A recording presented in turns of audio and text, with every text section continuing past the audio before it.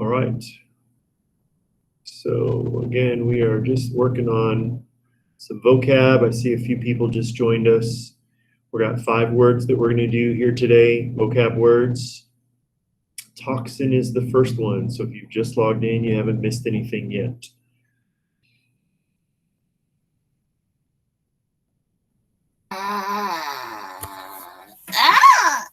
Look at you. You're ugly. If that was cute, then I'm pretty gay.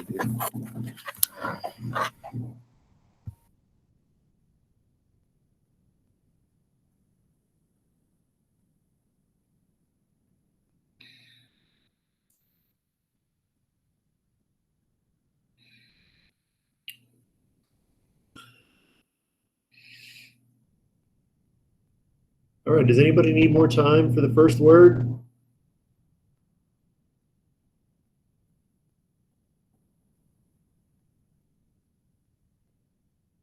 All right, Nyasha, just let me know when you're finished, kiddo.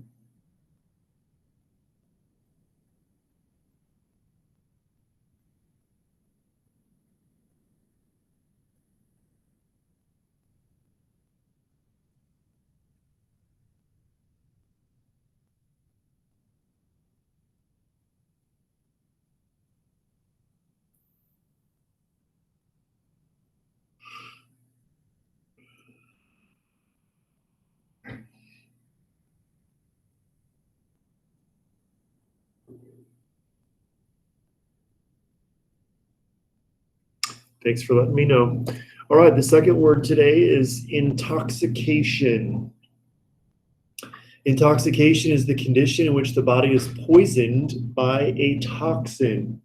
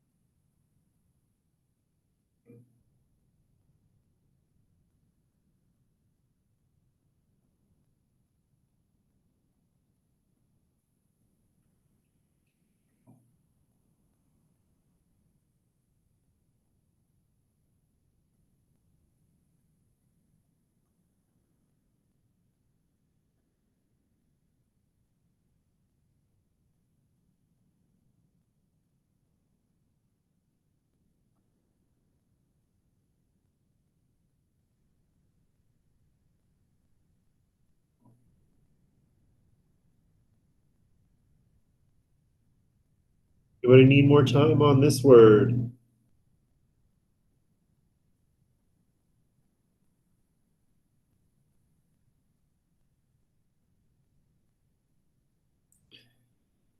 Okay, our third word today. This one's a big one. Give you guys plenty of time to get this written down. Foodborne illness, also known as food poisoning. It's an infection or an intoxication caused by the transfer of microbial or chemical contaminants. And a contaminant I'm defining as a substance that spoils or infects. Comes from food or drinking water. And those contaminants are usually either bacteria, parasites, or viruses. We're going to focus in this class on bacteria.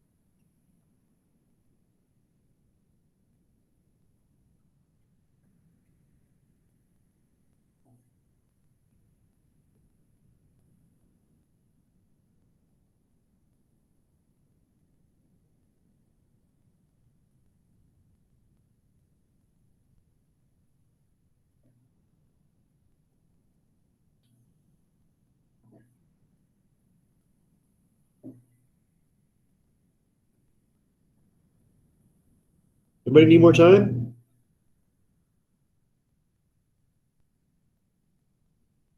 Okay. Just let me know when you're ready.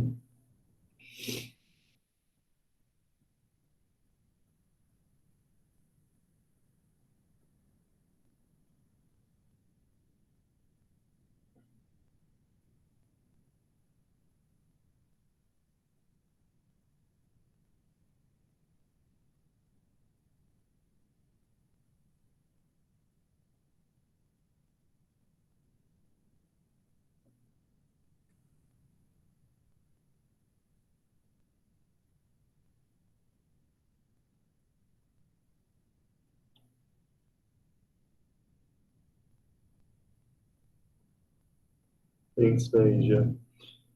Anybody else need any more time?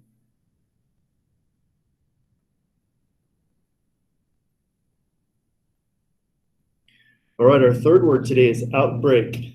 And remember that I'm gearing the definitions towards what we're going to study in this class. So we're defining an outbreak as an incidence in which two or more cases of similar illnesses result from eating the same food. Obviously, we can have outbreaks of other things, such as other viruses, bacteria, parasites, et cetera, but we're focusing here on foodborne illnesses, so coming from the same food.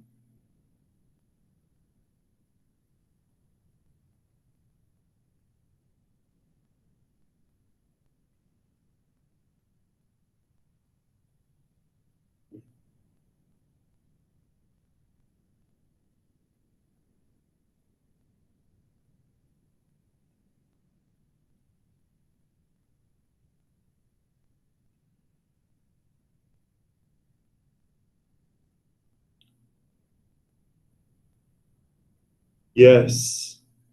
Yeah, the mad cow disease thing was an outbreak. That, yes, absolutely.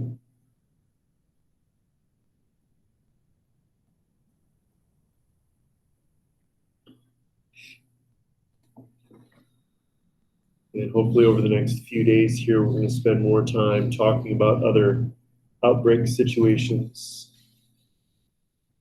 that have occurred in the recent past that were a big deal. A lot of times an outbreak is newsworthy, so you guys will see stuff about it on the news if you watch any news.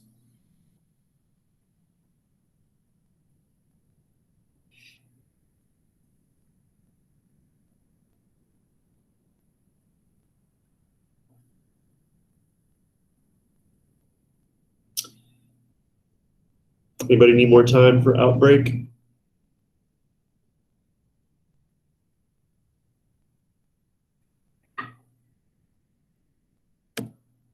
Okay, the last word that we're going to do today is the farm to table continuum. And we talked a little bit about this on Friday. It's that multi-step journey that food travels before we consume it.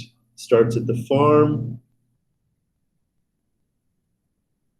Once the food is harvested, it's going to have to be processed, then transported to some sort of a retail situation, store, outlet, something. Then finally it will end up on our table. Depends on the type of food we're talking about, what each one of these steps looks like. Something as simple as lettuce, the processing would just be rinsing it off and packaging it right there at the farm, most likely. You get into more complicated items like flour or sugar. You know, anything that's highly processed is obviously going to have to go through more steps, potentially travel from one plant to another. Also, retail outlets are going to look very different depending upon the type of food and the situation. Could be a grocery store, convenience store, gas station. Could be a restaurant supply company. Could be a restaurant itself.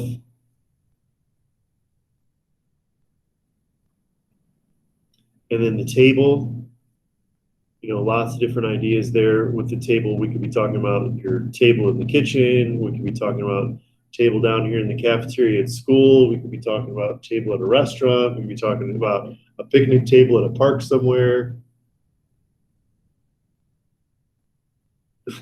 We'd be talking about your car if you pick up a drive-through.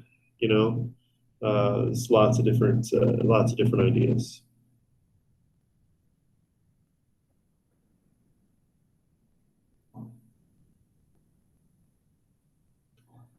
All right, does anybody need more time with this last word?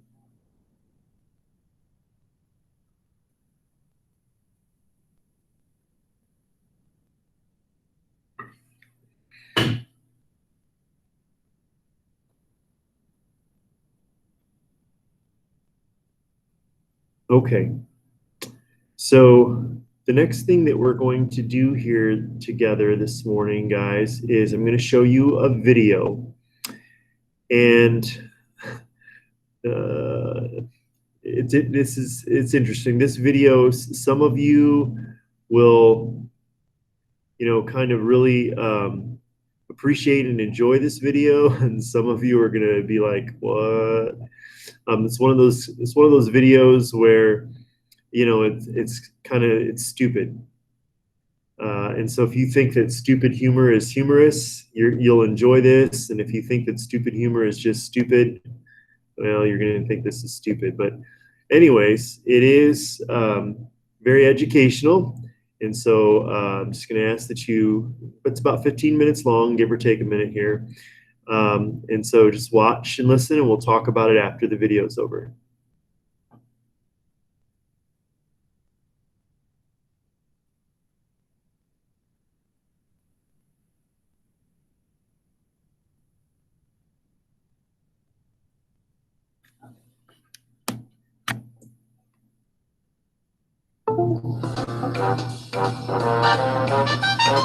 Can you guys hear it at home?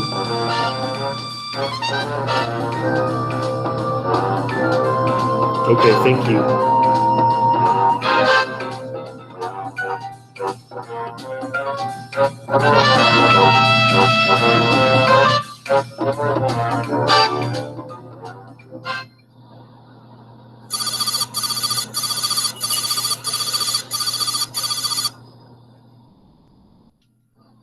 Hi, my name is Tracy, and I'm doing a video science project about food safety.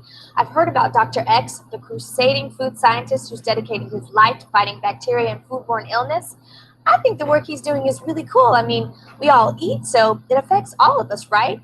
Well, I finally tracked him down at his secret laboratory, and he's letting me tag along for the next few days. So we're here monitoring the bacteria alarm system. And it's a code 56.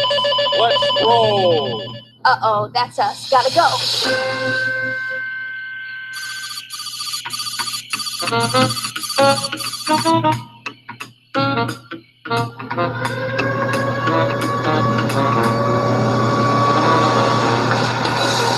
Hey, Dad. Hey, honey, how are you? I'm great. How was your day?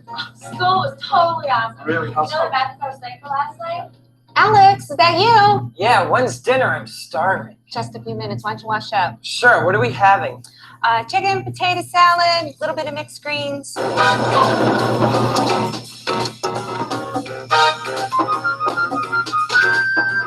Okay, Tracy. Stay close and be careful.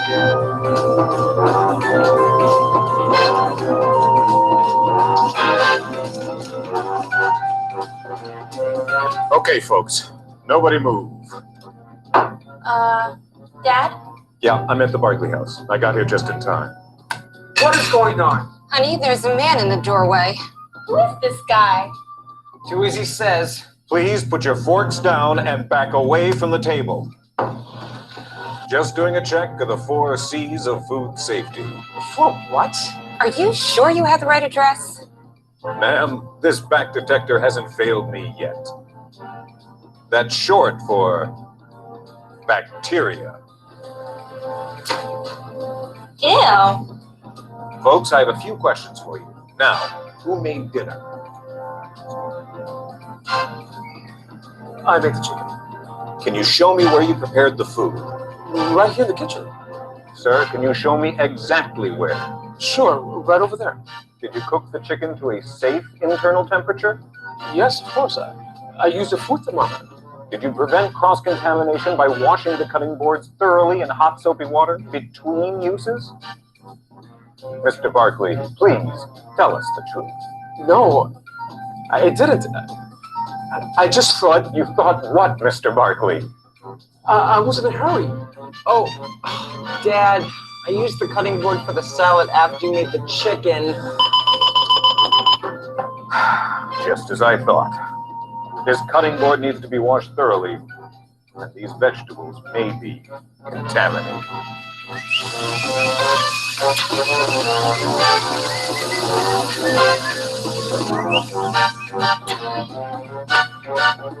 Just remember, folks, bacteria don't slow down for anyone. Committed to fighting foodborne illness in the never-ending battle for cleanliness, it's Dr. X. Yes, Dr. X, a food scientist turned crusader committed to preventing foodborne illness all across our great nation. Dr. X, who can name all 5,224 species of bacteria in Bergey's Manual of Systematic Bacteriology and has never forgotten to wash his hands before a meal. Using his special bacteria detector, he makes sure that all food safety standards are met and the 4 C's are followed so that your food is safe every day.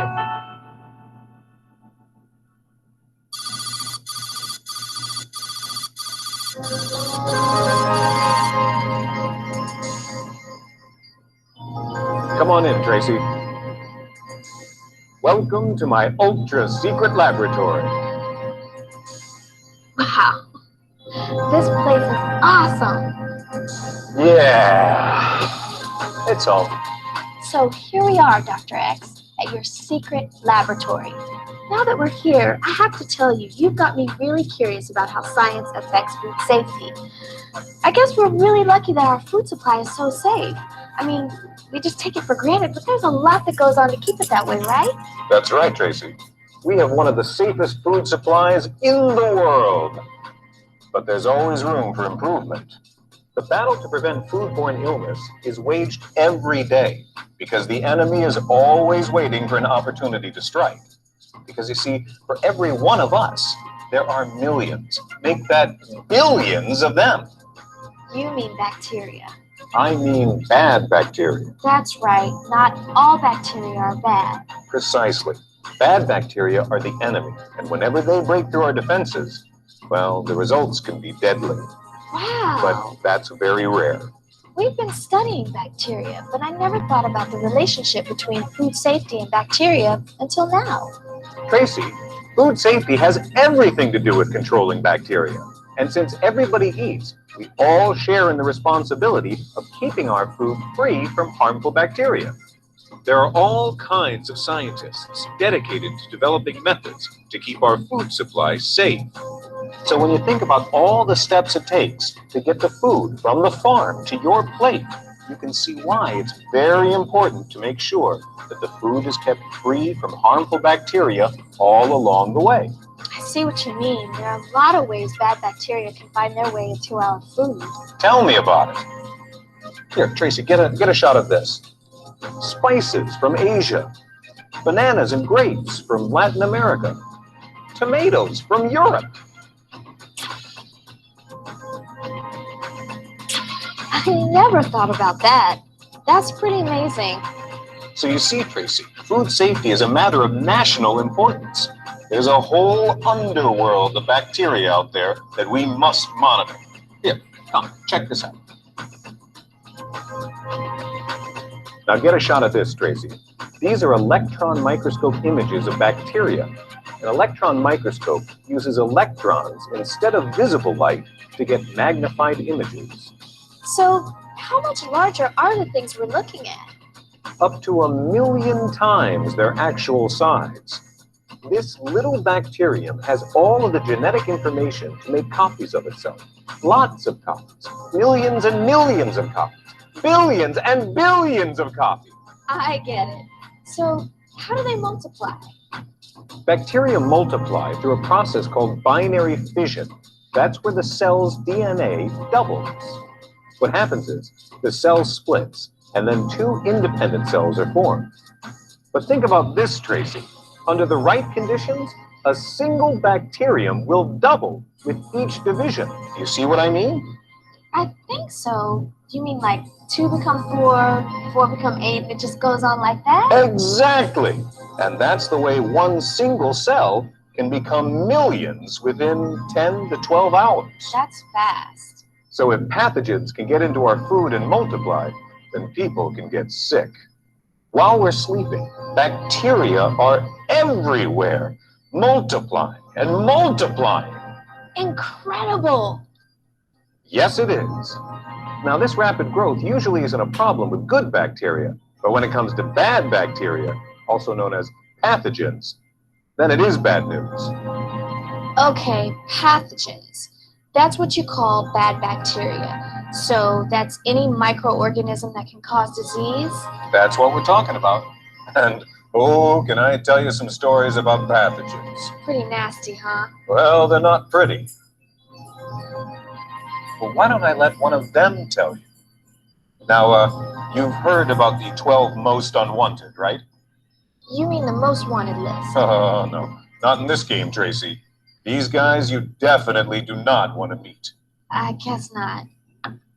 Yep, these are the worst, the baddest of the bad, the 12 most unwanted foodborne bacteria. You've got Campylobacter jejuni, Clostridium botulinum, Clostridium perfringens, Escherichia coli, 015787, Listeria monocytogenes, Salmonella enteritidis, Salmonella typhimurium, Shigella, Staphylococcus, Vibrio cholera, Vibrio vulnificus, Yersinia enterocolytica. They don't sound too good. Trust me, Tracy, they're not. Come, let's go into my screening room and I'll show you what I mean. Now we have some rare footage that I shot myself some years ago that nobody outside this lab has ever seen. You see, Tracy, I finally got one of them to talk to.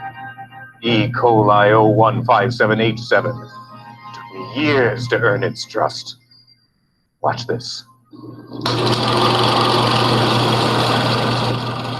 Tell me a little about yourself. I'm a pathogen. In fact, you might know some of my associates. Salmonella, Shigella. We can get a party going with a little undercooked hamburger and a few unrefrigerated leftovers. Imagine, 1 million of your best friends turn up in a few minutes. There's always something going on. But I can see where maybe I went down the wrong road, made a few people sick. I feel bad about it. So here I am. Hey, I'm hungry. You got any rotten leftovers? Yeah, I'll get it. Just chill out a second. Very funny, smart guy. Ooh, I'm cold. What are you trying to do to me? We had an agreement. Nothing below 40 degrees and nothing over 140. You know the rules. I live dangerously. Yes, of course. The danger zone. The best temperature to be in. The Palm Beach for most pathogens. You got it.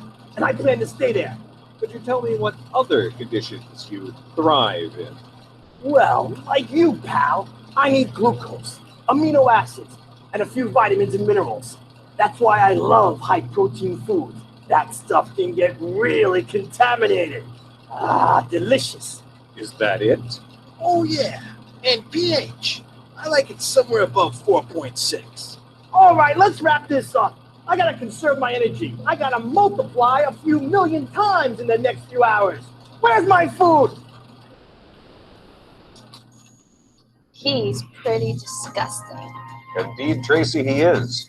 That's why it's my mission to hunt down bacteria that cause foodborne illness and keep our food safe from them. So how do we protect ourselves? Oh, our weapons against foodborne illness are really quite simple. They're the 4 C's of food safety: cook, chill, clean, and combat cross-contamination. So how do they all work to get rid of harmful bacteria? Oh, that's easy. You see, cooking destroys bacteria by breaking down the cell walls and destroying the enzymes which they need to survive. Chilling slows down the bacteria's metabolism, thus slowing their growth.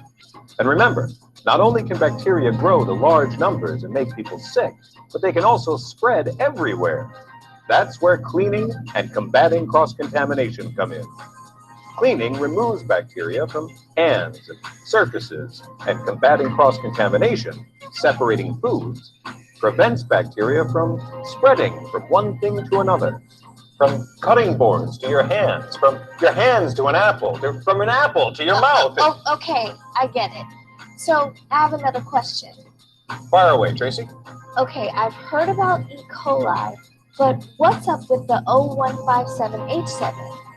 Well, that's a form of E. coli that causes foodborne illness.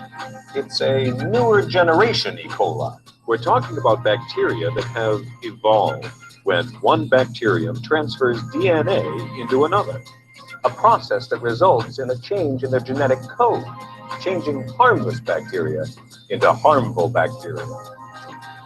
Well, if there are good and bad ones out there, then how do we know who's who? That's an excellent question, Tracy.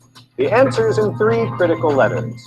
DNA, aka... Deoxyribonucleic acid? You got it. The genetic blueprint for living things. Now get a shot of this. The DNA molecule is shaped like a double helix. It looks like a long ladder twisted into a spiral. The ends are joined to form a continuous loop, like a rubber band. DNA contains the information that gives living things their traits or characteristics. In people, it determines things like physical features, behaviors, or even if we're left-handed or right-handed. What about in bacteria? In bacteria, the DNA molecule encodes information that allows the bacteria to grow or reproduce or even cause illness. Scientists use a process called DNA fingerprinting to identify similar groups of bacteria. So when there's an outbreak of foodborne illness, epidemiologists, scientists who track down the causes of diseases and find ways to control them, try to determine the source of bacteria in foods by examining the pathogen's DNA fingerprint. Then they see if it matches up to fingerprints from other samples. So, where can we find these bacteria? Where do we start tracking them down? Well, food gets to us in stages. First, it starts out on a farm, then it gets processed, then transported to some place where you buy it and bring it home. So, let's start at the beginning. Are you ready? Right now? Are you kidding? Do I look like I'm kidding? Not really. Then let's go find ourselves some bacteria.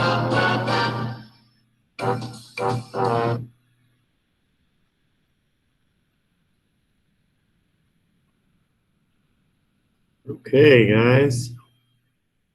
So we will pick up there another day later in the week, and we'll see a little bit more about the farm-to-table process through Dr. X. But I do want to just spend a little bit of time kind of recapping. And so you may wish to be taking some notes here as I'm talking, writing some things down. Okay. You're going to see several of the things that were in the video, and then I'm going to rehash here. You're going to see on your test for sure. So there were several things that I want to talk about in the video that are super important. And I think the first place that I really want to start with you guys this morning is that idea of, are all bacteria bad? And in the video, this went by really, really fast. Probably wouldn't surprise me if you didn't even pick up on this. But they mentioned that Dr. X knew the names of all 5,224 bacteria. So as you can tell, obviously, there's lots and lots and lots of different bacteria in and around us.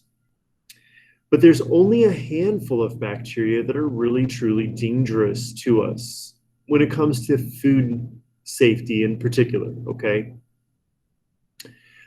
Keep that in mind, that I'm always coming to you from the standpoint of food safety. That's what this unit's all about, okay? And so there's specifically 12 bacteria only that we need to be concerned about in terms of preventing food poisoning. And Dr. X, listed them off, and we're going to look at them in greater detail here in the coming days. But you've all probably heard of salmonella before. I don't know, there was a listeria outbreak not too long ago. There was an E. coli outbreak not too long ago. So, if you watch any news at all, you might be familiar with some of those names that you've heard. Another real common type of outbreak is a type of staph infection. And there's one that's really foodborne, and then there's another one that's not really foodborne. And a lot of times when you hear about people getting a staph infection, it's the non-foodborne staph. That's probably more common than the foodborne staph is.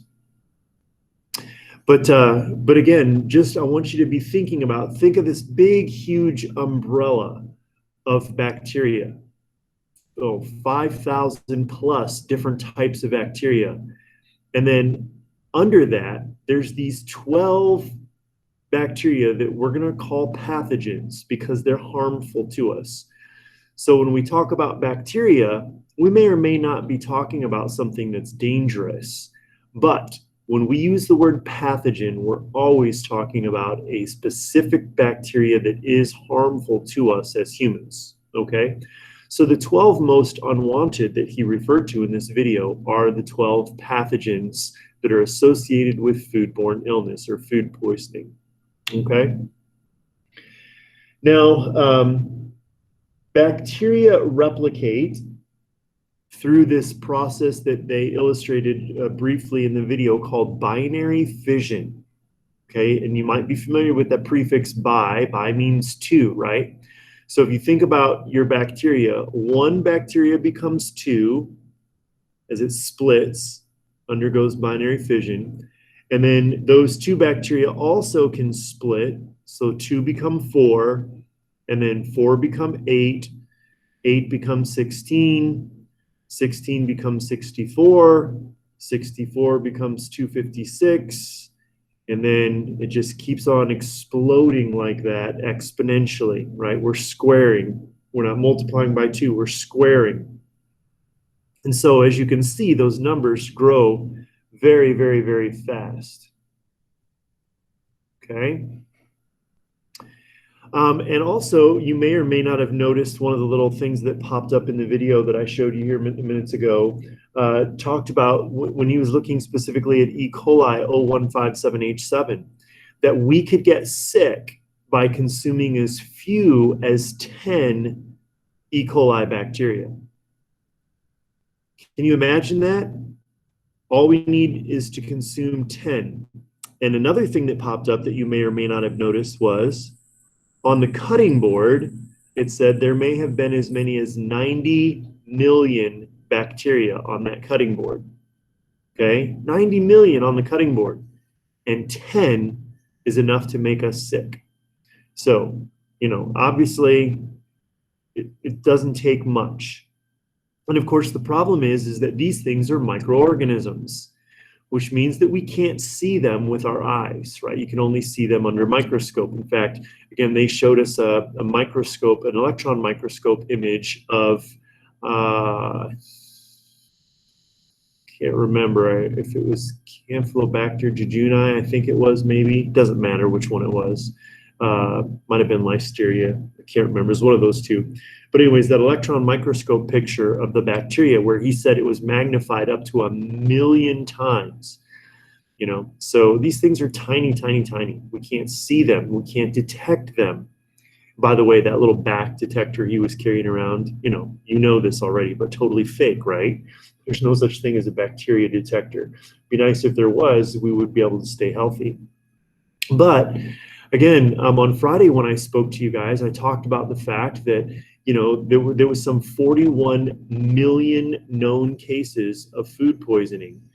in 2010 when I was originally doing my research. So, obviously it's a big deal. A lot of people get sick. And so, we want to try to combat this illness. And so the FDA, of course, has worked with the NSTA to put out this video to kind of help educate middle school and high school students about this. And so in this video, one of the things that he talked about was the idea of the 4 C's. How do we combat, this idea of getting food poisoning with these 4 C's? So the 4 C's were, number 1, there was cook. So one of the things that is very important is that we must make sure that whenever we're going to be consuming a particular type of food that could contain a bacteria on it, we want to be sure to cook that food to the right internal temperature. And the purpose of cooking is to kill the bacteria. Okay, cooking kills bacteria, physically kills it. And before we spend too much time talking about the 4 C's, I probably should talk about the danger zone, because 2 of the 4 C's relate to the danger zone.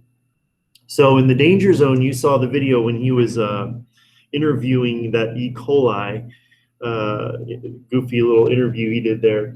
The danger zone is this temperature zone where bacteria can grow, and in fact they thrive under those particular temperature conditions. So anywhere between 40 and 140 Fahrenheit is the danger zone. So we want to try to make sure that food doesn't hang out in that danger zone area. If the food can be above 40 but less than 140, it only takes about 2 hours, and that's a pretty important number there, 2 hours for there to be enough bacteria grown that it could really make us sick. So in a very short 2-hour time frame, bacteria can replicate enough to make us incredibly ill. So for example, out of curiosity, type your name in the chat box. If you're still with me, or type your name in the chat box if you've ever gotten in trouble for leaving the milk sit out on the counter at home. Yes, yes, come on, bring it. So many of us have done that before and gotten in trouble for it, right? And again, my mom is the one that does it. Uh-oh, is she in the room listening to my lecture this morning, Naisha? Call her in here. So milk is one of those types of food that is super rich environment for spoilage bacteria to grow, because it's got protein, it's got sugar, okay? And so it's really just delicious for bacteria to grow in milk, particular kinds. And so, if you leave the milk sit on the counter for too long, that spoilage bacteria can grow very, very rapidly. And we're going to talk in greater detail about that tomorrow, okay? But we want to make sure we keep that milk cold. And so going back to our 4 C's, the first one we talked about was to cook. So we want to cook food that could have bacteria in it to above 140, okay? We want to cook food so that the temperature gets above 140 degrees, because bacteria can grow and thrive anywhere below 140. And more specifically, often we want to get the temperature up to about 160. Now it depends on the type of food, because different bacteria will be killed at lower temperatures. And it also kind of depends on whether the bacteria is just on the surface of the food or whether it could be inside the food. So let me give you a for instance. Let's say I'm going to cook a nice juicy steak for dinner, or maybe a roast of some sort, okay? That is a whole muscle type of meat product. And so the reality is that specifically with beef and pork, bacteria are only going to be on the surface of the meat. So as I'm cooking that meat, if the internal temperature, if I put a meat thermometer or some kind of a probe into the middle of the meat, and the middle of the meat has gotten to 135, then I can be assured that the outside of the meat is going to be at least 160. Okay, and so on the outside, if there were any bacteria, it will have killed that bacteria because we're over 160 degrees. All right, and so I can eat a steak or a roast cooked medium rare or even rare, as long as I get that the outside seared good, so that any bacteria that's there would die. Okay, so we want to get it to 160 on the outside, but the inside can be less done because the bacteria won't be there. Now, let's take that same big roast and let's grind it up and turn it into hamburger. Okay, well, once we grind it up and turn it into hamburger, now the bacteria that was once on the outside can be anywhere in that burger, right? Because we ground it up. So the bacteria on the outside is now on the inside. So it's important to cook a hamburger to 160 degrees Fahrenheit on the inside, because we want to make sure that the bacteria that could be on the inside of the burger is killed by getting to the right temperature. So a steak, 135 is great, but a hamburger, we want to go to 160 to make sure that the bacteria, again, that's on the inside is dead. Similar thing with poultry. In poultry, salmonella can live inside of chickens. It doesn't just live on the surface during the processing. It can literally live on the inside, which is why people can get salmonella poisoning from eggs. Okay, so we have to be sure to cook chicken to a higher temperature than we cook beef or pork to, so that again we kill any bacteria that could be living within the meat. All right, so cooking kills bacteria. The second C that I want to talk about is chilling. So we're still kind of talking about the danger zone here, okay? So if we can keep bacteria below 40 degrees Fahrenheit, we chill it, keep it in the refrigerator or keep it frozen, that's going to slow the bacteria's metabolism down to a place where it won't be able to replicate, okay? So it slows the bacteria's metabolism, then it can't reproduce, it can't grow, and then, things are going to be okay. If it can't grow, can't reproduce, we're not going to get sick from it. All right, so it's important to keep things chilled until it's time to cook them. So chilling is the second of the 4 C's we'll talk about today. The purpose of chilling is to slow down the growth process of the bacteria. All right, the third C that Dr. X talked about in the video was, let's talk about cleaning next. And if you remember, when he was at the Barkley house there, Mr. Barkley had put the raw chicken on the cutting board, and then he hadn't washed it thoroughly, and then his son cut up the salad on the same cutting board. Okay, well, because the cutting board didn't get cleaned in between, any bacteria that might have been on the outside of the chicken ended up on the cutting board and then ended up on the lettuce and the tomatoes, et cetera, okay? And so in order to prevent that from happening, what we would want to do is be sure to clean that cutting board. And if you think about, if your hands get all dirty, you're going to wash your hands, and it's going to physically remove the gross stuff that's on your hands, right? It's going to physically remove the dirt from your hands. And that's what cleaning accomplishes. Hot soapy water and some kind of a scrubby material like a brush or a cloth or something like that will physically remove bacteria from the surface of whatever we're dealing with. So in the case of the video, it was that cutting board, okay? So Dr. X grabbed some dish soap, and he had the hot water going, and he got a brush, and he physically scrubbed the surface of that cutting board. And so cleaning removes bacteria from the surface, just like washing your hands removes dirt from your hands, okay? So cleaning is number 3. And then number 4, along those same lines right there, is combating cross-contamination. Okay, so that's the 4th C, combat cross-contamination. And so what happened at the Barkley house was cross-contamination occurred. So there was, salmonella on the chicken, and that salmonella ended up on the salad. That's what cross-contamination is. So the salad was fine until it came into contact with the surface that the chicken was on. So combating cross-contamination prevents the spread of bacteria from one place to another. And that's why it's super important to wash your hands in between different food items. So for example,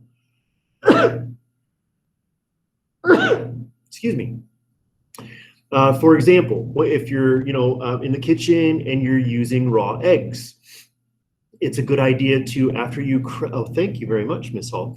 After you, crack your raw eggs and get them in whatever you're doing with them, it's a good idea to wash your hands real quick, good with hot soapy water before you move on to whatever the next step you're going to use is. Because once again, if there's any salmonella in the eggs, then you transfer it to your hands, then you could accidentally transfer it to something else that you're working with or cooking in the kitchen. And so, of course, the eggs have to get cooked. Generally speaking, we're going to cook our eggs in some way, shape, or form. Even if we're talking about putting it in, a cake or cookies or something like that, we're going to put them in the oven, we're going to cook them, we're going to bake them. And they'll get raised to the right temperature where the salmonella will die. So, keeping your surfaces clean, washing your hands, just being aware of, any place where you might touch something that could potentially have bacteria on it, and then making sure that you clean that surface or clean that area before you put another food product on there. Because again, if you think about the salad in the video that we watched, right? The salad doesn't get cooked. You're going to eat that salad raw. So if we're using the cutting board to cut up tomatoes and to chop the lettuce, then that bacteria that came from the chicken will be on our raw vegetables, and we will consume that bacteria, and then we're in trouble, okay? So the 4 C's are cook, clean, chill, and combat cross-contamination. All right, does anybody have any questions so far?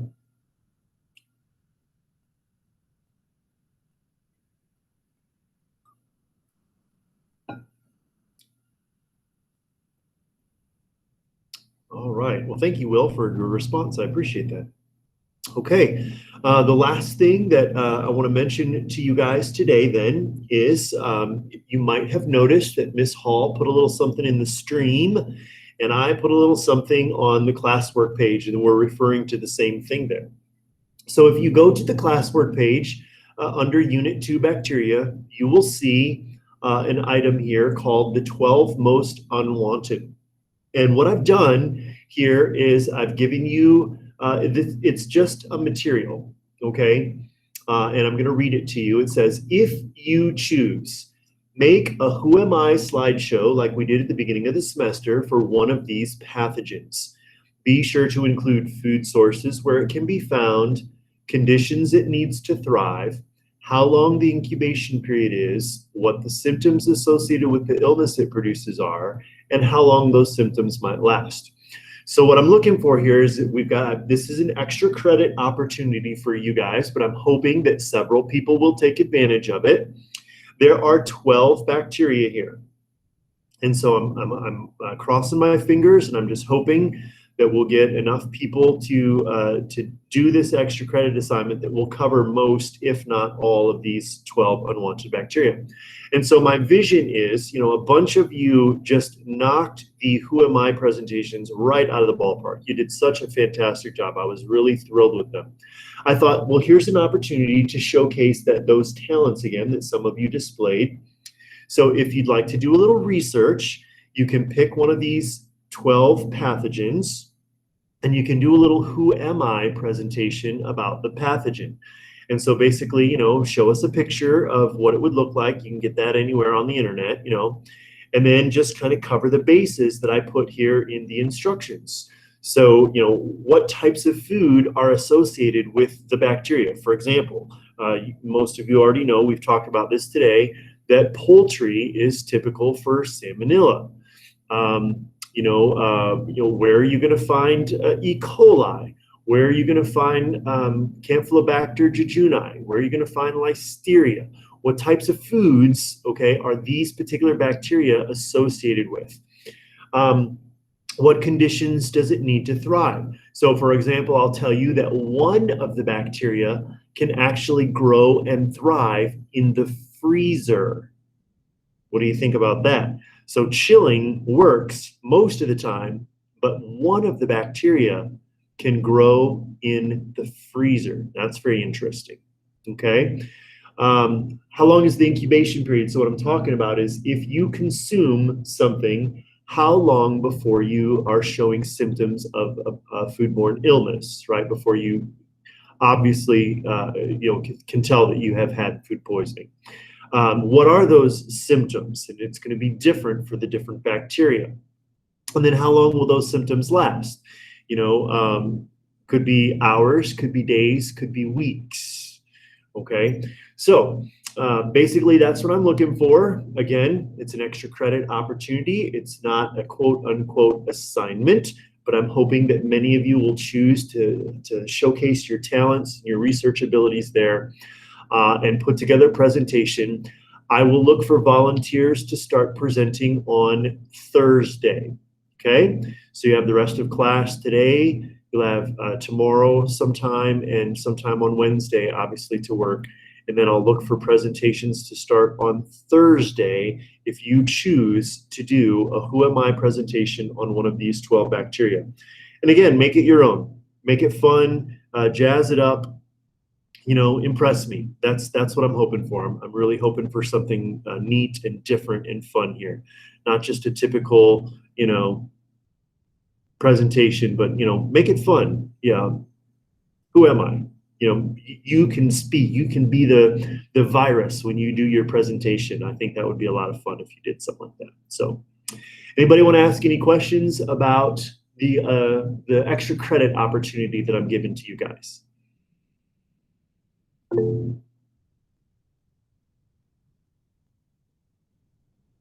Go ahead, Naisha. I have a question, but it's about the 4Cs. Yeah, go ahead. So like with cross contamination, like I've heard that like if you put like raw meat and cooked meat in the fridge together, then that cooked meat can go bad. But does that still happen if like both of them are like wrapped up and sealed? So if they're wrapped up and sealed, then no, you should be correctly combating cross-contamination. Yeah, well, the situation that you're kind of referring to would be a situation where you've got raw something coming into contact, raw something that's contaminated, that has bacteria on it, coming into physical contact with something else. That's the only way that bacteria is going to be transferred, is it has to physically touch. They're not going to crawl across from one shelf of the fridge to another or anything like that. Things have to actually physically touch. So does that answer your question okay?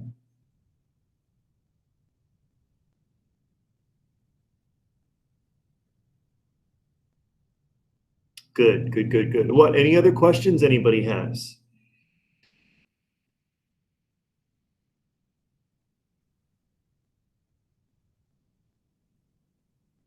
All right, fantastic. Well, listen, I'm going to turn you guys loose then. You can get started on this assignment. You can work on it for the rest of our class time today. Otherwise,